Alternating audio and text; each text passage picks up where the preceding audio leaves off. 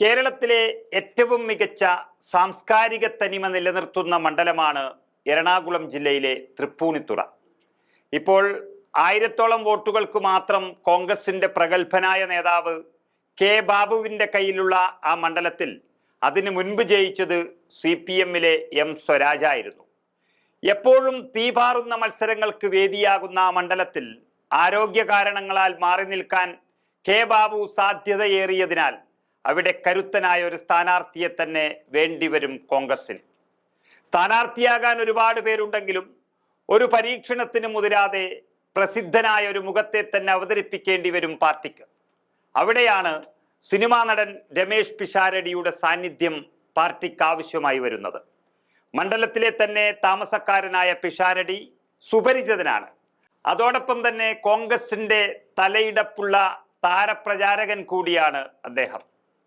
കഴിഞ്ഞ ഉപതെരഞ്ഞെടുപ്പുകളിലും ലോക്സഭാ തെരഞ്ഞെടുപ്പിലുമെല്ലാം എല്ലായിടത്തും വലിയ കൊട്ടിക്കലാശം പോലെയുള്ള തീപാറുന്ന പ്രചരണങ്ങളെ നയിച്ചത് രമേശ് പിഷാരടിയാണ്. അതുതന്നെ പിഷാരടി എന്ന വ്യക്തിയെ കോൺഗ്രസ് എത്രത്തോളം പ്രതീക്ഷ വെക്കുന്നു എന്നതിൻ്റെ തെളിവ് കൂടിയാണ്. നമുക്കറിയാം, കൊച്ചി കോർപ്പറേഷനിലെ പള്ളൂരുത്തി സോണിൽപ്പെടുന്ന 8 വാർഡുകളും തൃപ്പൂണിത്തുറ, മരട് എന്നീ മുനിസിപ്പാലിറ്റികളും ഒപ്പം കുമ്പളം, ഉദയംപേരൂർ പഞ്ചായത്തും ചേർന്നതാണ് തൃപ്പൂണിത്തുറയിലെ നിയമസഭാ മണ്ഡലം.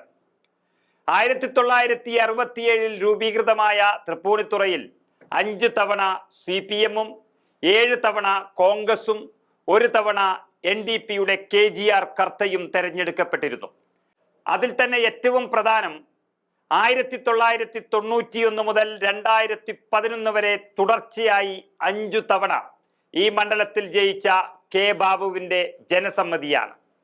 അവസാനം 2011 ഉമ്മൻചാണ്ടി മന്ത്രിസഭയിൽ എക്സൈസ് മന്ത്രിയായി വിവാദം കടുത്തതോടെ വീണ്ടും മത്സരത്തിനിറങ്ങിയ ബാബുവിനെ തൃപ്പൂണിത്തുറക്കാർ തോൽപ്പിച്ചു വിട്ടു. അതും കൊച്ചിയെ ഒരു മെട്രോ നഗരമാക്കിയിട്ടും എന്നോർക്കണം. എന്നാൽ 2021 അദ്ദേഹം ചെറിയ വോട്ട് വ്യത്യാസത്തിൽ വീണ്ടും തൃപ്പൂണിത്തുറയുടെ ജനനായകനായി.